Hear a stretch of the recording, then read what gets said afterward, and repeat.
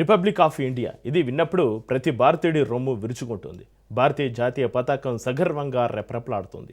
British బానిస సంఖ్యలన్నీ తెంచుకొని స్వాతంత్రం సాధించి గణతంత్ర దేశంగా మారి 76 ఏళ్ళు పూర్తి చేసుకోబోతుంది మన ఇండియా. మరి ఇన్నేళ్లలో ఇండియన్ ఆర్మీ ఎలా మారింది? భారత్ ఎంత శత్రు దుర్భేద్యంగా మారింది? ఆపరేషన్ సింధూర్ తర్వాత ప్రపంచ దేశాలు భారత్ని ఇప్పుడెలా చూస్తున్నాయి? ప్రపంచ దేశాలను ఆశ్చర్యానికి గురిచేస్తున్న ఇండియన్ ఆర్మీ. ఆయుధాలను తయారు చేస్తూ ఎగుమతి చేసే స్థాయికి భారత్. ఆపరేషన్ సింధూర్ తర్వాత భారతదేశంపై మారిన ప్రపంచం చూపు. ఇండియా మారింది. శత్రుదేశాలు కవ్విస్తే శాంతి మంత్రం జపించే స్థాయి నుంచి దెబ్బకు దెబ్బ తప్పదన్నట్టు మారింది ఇప్పుడు పరిస్థితి. బ్రిటిష్ బానిస సంఖ్యలను తెంచుకొని సొంత రాజ్యాంగాన్ని అమలు చేసుకుంటూ గణతంత్ర దేశంగా అవతరించిన భారత్ 77వ వసంతంలోకి అడుగు పెడుతోంది. ఎర్రకోటపైన ఎగురుతున్న త్రివర్ణ పతాకం సాక్షిగా భారత సైన్యం పటిమ ఇప్పుడు ప్రపంచ దేశాలను ఆశ్చర్యానికి గురిచేస్తోంది.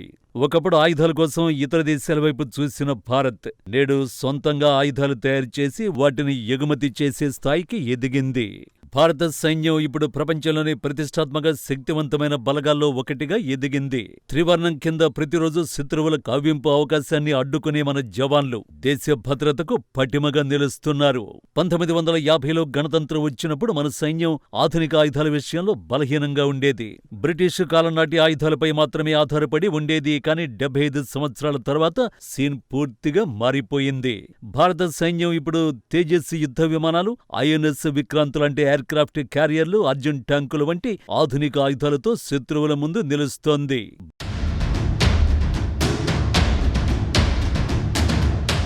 బ్రహ్మోస్, అగ్నిశిరస్ మిసైళ్లతో ఖండాంతర లక్ష్యాలు దెబ్బతీయగల సామర్థ్యం మన సైన్యానికి ఉంది. సైన్యం కేవలం ఆయుధాల ఆధారంగా కాదు, టెక్నాలజీ ఆధారంగా కూడా శక్తివంతమైంది. Artificial intelligence, drone warfare, cyber security వంటి రంగాలలో భారత సైన్యం ఇతర దేశాలకు పాఠం చూపుతోంది.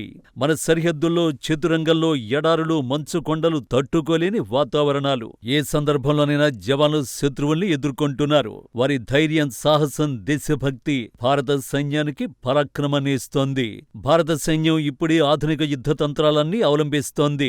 ఆటోమేటిక్ వెపన్స్, అత్యాధునిక తుపాకులు, డ్రోన్లు, మిస్సైల్స్, వీటితో పాటు రోబోటిక్ డాగులు కూడా ఇప్పుడు ఉపయోగంలోకి వచ్చాయి.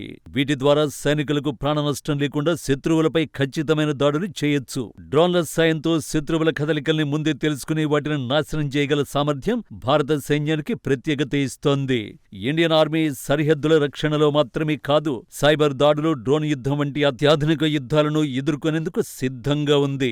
సరిహద్దులో ఎవరు చొరబడాలనుకున్నా ఫేషియల్ రికగ్నైజేషన్ టెక్నాలజీతో అమర్చిన కెమెరాలు వెంటనే అలర్ట్ చేస్తాయి. శత్రు డ్రోన్లను పసిగట్టి సిగ్నల్స్ ను జామ్ చేయడం, మార్గంలోకి మళ్లించడం కూడా వీరి చేతుల్లోనే ఉంది.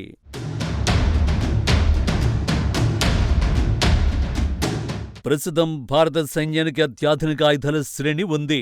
Nag anti tank missile, Dhanush artillery guns, K9 Vajra Samar air defence system, సులభంగా రియాక్ట్ అయ్యే కొత్త రాకెట్ సిస్టంలు, లైట్ వెయిట్ రాడార్లు, బుల్లెట్ ప్రూఫ్ వాహనాలు, స్టెర్లింగ్ కార్బైన్ గన్స్ ఇవన్నీ భారత సైన్యాన్ని శత్రు దుర్భేద్యంగా మారుస్తున్నాయి.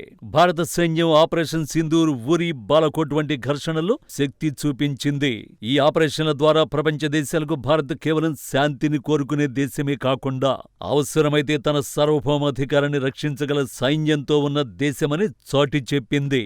భారత సైన్యంలో 14 లక్షల యాక్టివ్ సైనికులు, 10 లక్షల రిజర్వ్ సైనికులు, 25 లక్షల పారామిలిటరీ బలగాలు ఉన్నాయి. భౌతిక బలం మాత్రమే కాక సాంకేతికతలోనూ భారత్ అగ్రస్థానంలో ఉంది. పైరో బెటాలియన్లు, రుద్ర బ్రిగేడ్స్ వంటి ప్రత్యేక యూనిట్లు సరిహద్దుల్లో వేగంగా, ఖచ్చితంగా శత్రువుల స్థావరాల్ని ధ్వంసం చేయగల సామర్థ్యంతో ఏర్పాటవుతాయి.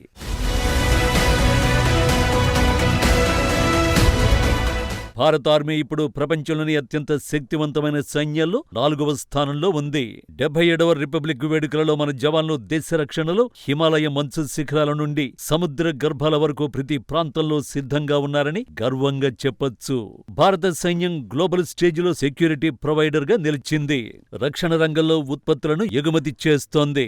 ప్రపంచ దేశాల దృష్టిని ఆకర్షిస్తోంది. భారతదేశానికి ఇప్పుడు ఒక గర్వకారణమైన సైన్యం ఉంది. త్వరలోనే ఇండియన్ ఆర్మీ చేతికి 4 లక్షలకు పైగా గన్స్ అందనున్నాయి. ఇక శత్రు సేనలు సంధించే మిసైళ్లని గాల్లోనే పేల్చేసేందుకు S-400 లాంటి యాంటీ మిసైల్ సిస్టమ్ కూడా భారత్ దగ్గరుంది. దూరంలో ఉన్న టార్గెట్లని అత్యంత ఖచ్చితత్వంతో పేల్చేసే పినాకా రాకెట్ సిస్టమ్ కూడా త్వరలోనే సైన్యం చేతికి అందనుంది. తక్కువ ఎత్తులో ప్రయాణించే శత్రు విమానాలు, డ్రోన్లని కనిపెట్టేందుకు లైట్ వెయిట్ రాడార్లని కూడా ఇండియన్ ఆర్మీ కొనుగోలు చేస్తోంది. సరిహద్దు ప్రాంతాల్లో సైనికులు వేగంగా ప్రయాణించేందుకు వీలుగా సరికొత్త వాహనాలు కొనుగోలు చేయనున్నారు. బుల్లెట్ ప్రూఫ్ వాహనాలను కూడా ఆర్మీకి అందించనుంది భారత ప్రభుత్వం.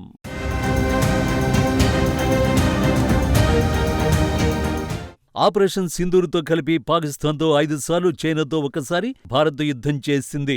మధ్యలో సరిహద్దులో ఘర్షణలు, కాల్పులు, surgical strikes, air strikes, militant ఆపరేషన్లు అదనం. అన్నింటిలోనూ భారత్దే పైచేయి. అత్యాధునిక ఆయుధాలు ఉన్నా లేకపోయినా భారత సైనికుల ధైర్య సాహసాలు, పరాక్రమం ముందు శత్రు సేనలు తేలిపోతూనే ఉన్నాయి. అడ్వాన్స్డ్ వెపన్స్, ఆర్టిలరీ బెటాలియన్లతో ఇండియన్ ఆర్మీ మరింత శత్రు దుర్భేద్యంగా మారింది. ఇండియన్ ఆర్మీ ఇప్పుడు ప్రపంచంలోనే అత్యంత శక్తివంతమైన బలగాల్లో ఒకటి. ఆధునిక యుద్ధ తంత్రానికి అనుగుణంగా భారత సైన్యం ఎప్పటికప్పుడు అభివృద్ధి చెందుతూనే ఉంది. భారత రక్షణ రంగ చరిత్రలో ఆపరేషన్ సింధూర్ ఓ గ్రేట్ మైల్ స్టోన్. సరిహద్దుల్లో శత్రువుల కవ్వింపు చర్యలను తిప్పికొట్టడమే కాదు, మన వ్యూహాత్మక ఆధిక్యతను ప్రపంచానికి చాటి చెప్పింది. ఈ ఆపరేషన్ తర్వాత ప్రపంచ దేశాల చూపు భారత మీదకు మళ్లింది. కేవలం శాంతిని కోరుకునే దేశమే కాదు, తన సార్వభౌమాధికారానికి భంగం కలిగితే శత్రువు గుండెల్ని చీల్చే దేశమని భారత్ నిరూపించింది. ఇది దౌత్యపరంగానూ భారత్కు పెద్ద విజయాన్ని అందించింది.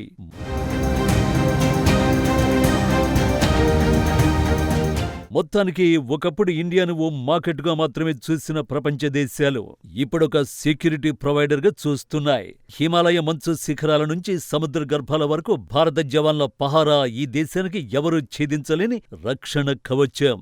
77వ రిపబ్లిక్ వేడుకల వేళ భారత్ ఆత్మవిశ్వాసం కలిగిన సగర్వమైన సైనిక శక్తి అని గర్వంగా చెప్పొచ్చు.